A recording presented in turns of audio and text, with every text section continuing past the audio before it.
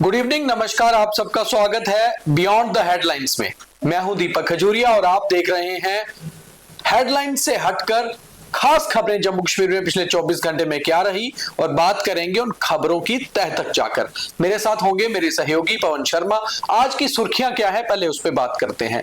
Anti corruption bureau की Srinagar smart city के अधिकारियों पर रेड, 6 जगह हुई रेड, आय से अधिक संपत्ति रखने का मामला। दिल्ली से श्रीनगर सीधी नहीं जाएगी वंदे भारत, दिल्ली से कटरा तक पहुंचेगी एक ट्रेन और आगे यात्रियों के लिए दूसरी ट्रेन होगी वादी तक। चीफ मिनिस्टर उमर अब्दुल्ला ने जम्मू में J&K RTI का ऑनलाइन पोर्टल किया इनॉग्रेट। अब ऑनलाइन ही लगा सकेंगे RTI, ऑनलाइन मिल जाएंगे रिप्लाईज भी। प्रधानमंत्री के जम्मू कश्मीर दौरे को लेकर जम्मू कश्मीर हाई अलर्ट पर, सुरक्षा एजेंसियां और सुरक्षा बलों ने पूरी तरह से अलर्ट जारी किया। अब बात करते हैं खबरों की तह तक जाकर विस्तार में। सबसे पहले करप्शन का मामला। एंटी करप्शन ब्यूरो ने आज श्रीनगर में 6 अलग अलग लोकेशंस पर रेड की। ये सभी रेड्स श्रीनगर स्मार्ट सिटी के 2 अधिकारियों के ठिकानों पर थी, और जब शाम को प्रेस कॉन्फ्रेंस की गई ACB के अधिकारियों द्वारा तो ये कहा गया कि 2 बड़े अधिकारियों के पास आय से अधिक संपत्ति थी, लंबे समय से कंप्लेंट्स आ रही थी और कहीं ना कहीं श्रीनगर स्मार्ट सिटी प्रोजेक्ट में घोटाले का मामला सामने आया। जी पवन जी।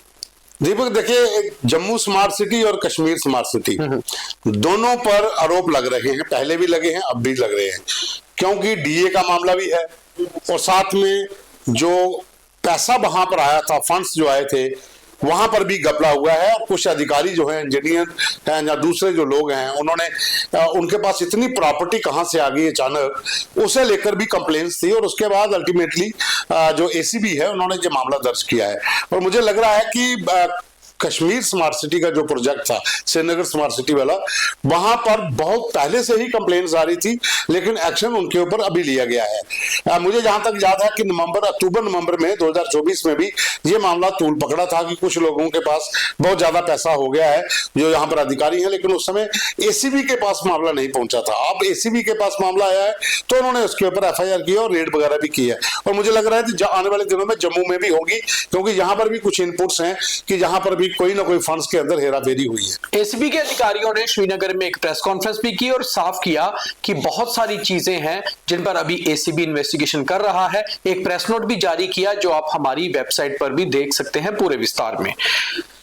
आगे बढ़ते हैं तो दिल्ली से श्रीनगर सीधी ट्रेन नहीं है, बल्कि दिल्ली से चलकर ट्रेन कटरा तक आएगी और कटरा से यात्रियों को दूसरी ट्रेन लेकर वादी जाना होगा, यानी कि कश्मीर पहुंचना होगा।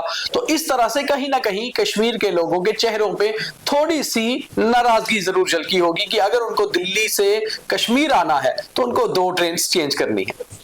हाँ बिल्कुल। देखिए, पहले जो बताया जा रहा था कि वंदे भारत दिल्ली से चलेगी और सीधी कश्मीर तक जाएगी, और उसका टाइम टेबल भी बता दिया गया, कितने घंटे में दूरी तय होगी वो भी तैयार था, कौन सी ट्रेन कितने समय पर जाएगी वो भी पहले पूर्व तैयार था। लेकिन अचानक मुझे लग रहा है कि सुरक्षा को देखते हुए ऐसा किया गया है, क्योंकि जो अभी टीम थी यहाँ पर रेलवे के इंजीनियर्स की, जो उनका एक सिक्योरिटी विंग होता है, उन्होंने भी जो सर्वे किया, उसके बाद तमाम ट्रैक के ऊपर जो काफी दिनों से जो काम चल रहा था, उसके बाद ही ये फैसला लिया गया है कि कश्मीर से जो है पहले ट्रेन कटरा आएगी। अगर उस साइड से आना है तो कटरा से उनको ट्रेन चेंज करनी है, उसके बाद दिल्ली जाना है। उसी तरह से दिल्ली से पहले कटरा आना है, कटरा मीन्स पहले आप जम्मू आएंगे, जम्मू के बाद आप सीधा कटरा पहुंचेंगे, कटरा के बाद जो ट्रेन आपको वहां पर दूसरी मिलेगी, आपको उतर के उसमें बैठना है, उसके बाद जाना है। और जाहिर सी बात है कि सुरक्षा को लेकर भी ये फैसला लिया गया होगा, क्योंकि जब ट्रेन कश्मीर से कटरा पहुंचेगी तो वहां पर वो दूसरी ट्रेन में बैठेंगे, और जो दिल्ली से ट्रेन जहां पर आएगी उनको भी वो ट्रेन चेंज करनी है, दूसरी ट्रेन जो पूरी तरह से सिक्योरिटी चेकअप होगा उसका, उसके बाद लोगों को उसमें रखा जाएगा, फिर आगे लेकर जाया जाएगा। चाहे मामला सुरक्षा का हो, मगर कहीं ना कहीं सैलानियों में भी और कश्मीरी लोगों में भी थोड़ी सी मायूसी जरूर होगी कि दिल्ली से आप ट्रेन लेकर कश्मीर तो जा सकते हैं, मगर उसी ट्रेन में नहीं पहुंच सकते जिस ट्रेन में आप दिल्ली से कटरा तक आए हैं, ट्रेन बदलनी पड़ेगी। आगे बढ़ते हैं। चीफ मिनिस्टर उमर अब्दुल्ला जम्मू में थे, सेक्रेटरीट में कई सारी बैठकें भी ली और साथ ही साथ जम्मू कश्मीर RTI के ऑनलाइन पोर्टल को इनॉग्रेट किया। ऑनलाइन पोर्टल से अब किसी को भी आरटीआई लगाना आसान हो गया। वो ऑनलाइन आरटीआई लगा भी सकता है और ऑनलाइन उसका जवाब भी पा सकता है, उसकी फी भी ऑनलाइन डिपॉजिट हो जाएगी। तो ये कहीं ना कहीं आरटीआई के लिए, आरटीआई लगाने के लिए बहुत ही सहूलियत वाली चीज हो गई। बिल्कुल, पिछले 2-3 दिन से सीएम जो है वो लगातार सेक्रेटरीट के भीतर तमाम बैठकें भी कर रहे हैं। जो विधायकों को ट्रेनिंग प्रोग्राम था जो एक कंपनी के द्वारा किया गया था, उसमें भी वो लगातार शामिल हुए। कई लोगों ने वहां पर अपने विचार भी रखे और साथ ही आरटीआई का ऑनलाइन करना उन लोगों के लिए बड़ा सहूलियत है जो दूर दराज बैठे आरटीआई एक्टिविस्ट है। उनको पहले पोस्ट ऑफिस जाना पड़ता, वहां वो पोस्ट करो, उसके बाद डिपार्टमेंट में जाती थी, एक लंबी प्रक्रिया थी। अब आप घर बैठे जो भी आरटीआई एक्टिविस्ट हैं वो उस पोर्टल के ऊपर रजिस्टर करके अपनी पूरी डिटेल के साथ अपनी कंप्लेन आप डालिए, उसके बाद वहीं पर उनको रिप्लाई भी आ जाएगा और फीस भी आपको ऑनलाइन ही जमा करनी है। कहीं ना कहीं जो आरटीआई एक्टिविस्ट हैं उनके लिए ये एक सहूलियत वाला कदम है। आप कोई भी जरूरी नहीं कि आरटीआई एक्टिविस्ट कोई गिने चुने हैं, आप भी कर सकते हो, आप भी आरटीआई के वॉलंटियर बन सकते हो, आप भी कंप्लेन कर सकते हो, तो वो रिप्लाई आपको मिल जाएगी। उसके बाद तय होगा कि क्या जो रिप्लाई मिली है वो सही है या नहीं, फिर आपको दोबारा से वापस कंप्लेन करनी है, तो वो एक प्रोसेस होगा, लेकिन वो सब ऑनलाइन होगा। एक अच्छा स्टेप जो है वो सरकार की ओर से लिया गया है। प्रधानमंत्री नरेंद्र मोदी 13 जनवरी को यानी कि लोहड़ी के दिन जम्मू कश्मीर आ रहे हैं। वो जम्मू कश्मीर का दौरा कुछ ही घंटों का चाहे उनका होगा, मगर उससे पहले पूरी तरह से जम्मू कश्मीर की सुरक्षा एजेंसियां और सुरक्षा बल अलर्ट पर हैं। सुरक्षा एजेंसियों ने एक अलर्ट जारी कर दिया है क्योंकि प्रधानमंत्री का ये दौरा कश्मीर सोनामर्ग में होगा, जहां वो जेड मोड टनल को इनॉग्रेट करेंगे। तो कुल मिलाकर चाहे लाइन ऑफ कंट्रोल हो, इंटरनेशनल बॉर्डर या फिर इंटीरियर्स, सुरक्षा एजेंसियां पूरी तरह से अलर्ट पर हैं। अधिवत प्राइम मिनिस्टर सरप्राइज करते हैं। हो सकता है, मुझे लग रहा है कि लोहड़ी दिन आ रहे हैं तो जेड मोड का वो टनल का उद्घाटन करने के बाद हो सकता है कि वो किसी भी जगह पर लोहड़ी भी मना सकते हैं, चाहे वो बीएसएफ हो, सीआरपीएफ हो, जहां आर्मी हो। मुझे लग रहा है, अब आगे प्लान में क्या होगा वो कह नहीं सकता, लेकिन मुझे इतना पता है कि सरप्राइज करते हैं। हो सकता है कि उस दिन लोहड़ी का दिन है, वो जहां पर आए, जेड मोड टनल का उद्घाटन करें और उसके बाद चाहे आधे घंटे के लिए या घंटे के लिए किसी भी शिविर में जा सकते हैं, वहां पर लोहड़ी भी मना सकते हैं। चलिए, प्रधानमंत्री हमेशा सरप्राइज करते हैं, मगर एक बात है कि इस साल में प्रधानमंत्री का पहला दौरा और एक बड़ा जेड मोड टनल, जहां से हमेशा जोजिला पास पे बर्फबारी के दौरान रास्ता बंद हो जाता था, अब ये ऑल सीजन टनल बन जाएगी और कश्मीर से लद्दाख सर्दियों में भी जाया जा सकता है। जम्मू की बात करते हैं, जम्मू की इंटरनल सिटी न्यूज पर जम्मू म्युनिसिपल कॉर्पोरेशन ने आज एक एंटी एनक्रोचमेंट ड्राइव बठिंडी में चलाई, जहां वहां के स्थानीय लोगों की कंप्लेंट्स थी कि सड़क किनारे बहुत सारी रेहड़ियां फड़ियां लगती हैं जो इलीगल है।